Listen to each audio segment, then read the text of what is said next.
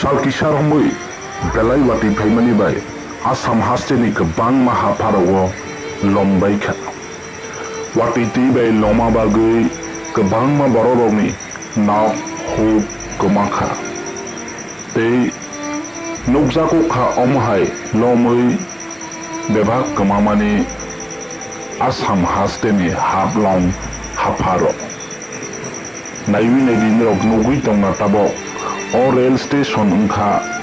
Assam bisini haflong rail station tabok nukjagui tongo wati bai loma bagui kebangma bororokni naw hu bo lomkha tei kebangma bororok tongthai kaham naitugui haphangni bisingtui borokno tongkhagjagui tongo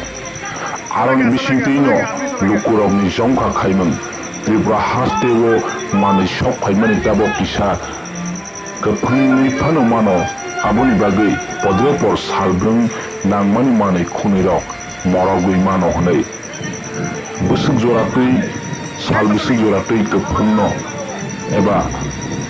malkhung manui khungtei phaimani rokba busuk dugno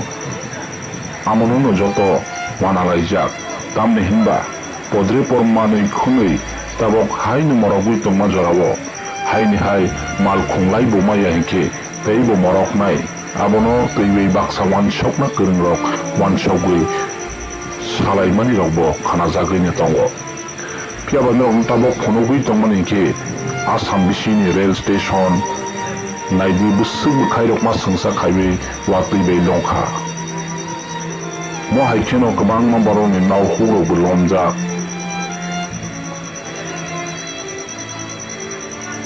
teibo sina bagui update ongna bagui kwrwngui tongdi o channel bai